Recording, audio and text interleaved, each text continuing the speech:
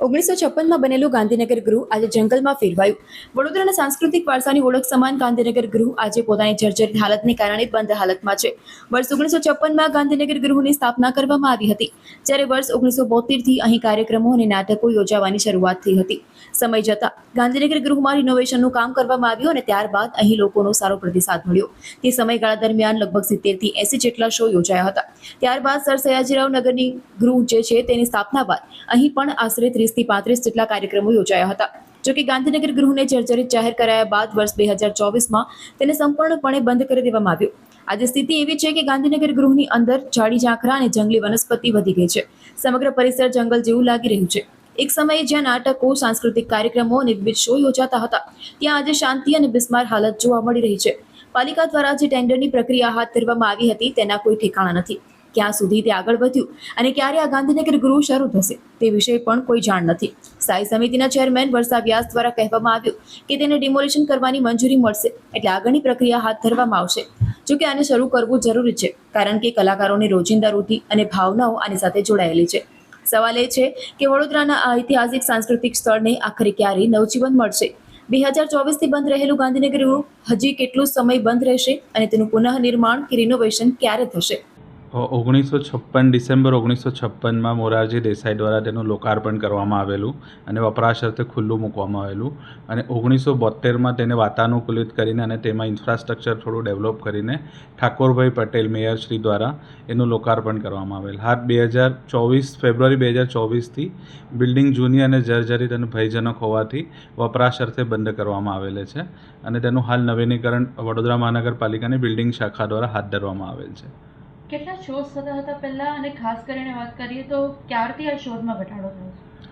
મુખ્ય રીતે શોની સંખ્યા આધારિત જેવી કે નાટક હોય, મ્યુઝિકલ નાઇટ્સ હોય કે ઇનામ વિતરણ હોય, ધાર્મિક સામાજિક પ્રસંગો હોય, તેની સંખ્યા ત્યાં વધારે થતી હતી. પણ 2011માં જ્યારે સર સયાજીનગર ગૃહ ઉપલબ્ધ થયું વપરાશ અર્થે, ત્યારબાદ તેના પ્રોગ્રામમાં અને થોડીક સુવિધાનો અભાવને હોવાને કારણે ત્યાં પ્રોગ્રામની સંખ્યામાં ઘટાડો થયો હતો. ત્યાં વાર્ષિક 30થી 40 જેવા પ્રોગ્રામ હાલ અત્યાર સુધી થતા હતા. અને આ જે ગાંધીનગર ગૃહ બંધ થયું તેનું કારણ શું હતું? એ બિલ્ડિંગ જૂની અને જર્જરિતને ભયજનક થઈ હોવાથી અને પ્લસ તે અંદરનું જે ઇન્ફ્રાસ્ટ્રક્ચર છે, જેવી કે સાઉન્ડ સિસ્ટમ, એસી પ્લાન્ટ, જેની નવીનીકરણની હાલ જરૂરિયાત છે. એટલા માટે ક્યાં સુધી શરૂ થઈ જશે? કારણ કે ઘણા બધા આર્ટિસ્ટ એ માંગ કરી રહ્યા છે. એમ એકચ્યુઅલી એવું છે કે જે આ માહિતી નવીનીકરણની કામગીરી છે વડોદરા મહાનગરપાલિકાના બિલ્ડિંગ શાખા દ્વારા હાથ ધરવામાં આવે છે.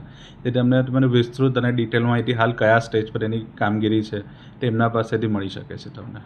Thank you. વડોદરા એટલે કલા અને સંસ્કૃતિની નગરી, અને આમ ગાંધીનગર ગૃહની વાત કરી રહ્યા છો તો એ હંમેશા સુખમાં અને દુઃખમાં દરેક પોઈન્ટ ઓફ વ્યૂ આપણે ગાંધીનગર ગૃહ આગળ એક ઊભા રહીને હરખ હોય તો પણ, અથવા તો કોઈ આંદોલન હોય તો, આ બધાનું સાક્ષી બરોડાનું હાર્ટ સમાન આપણું ગાંધીનગર ગૃહ છે.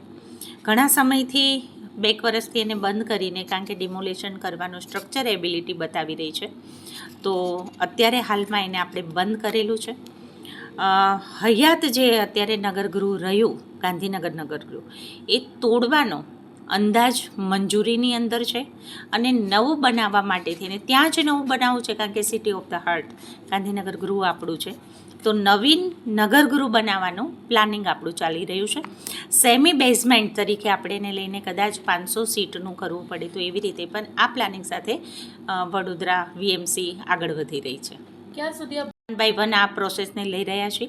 અને મેં હમણાં જ કીધું એમ, હયાત નગરગૃહની તોડવાની પ્રક્રિયા મંજૂરીમાં હોવાથી એની જ્યારે રિપોર્ટ આવી જશે પછી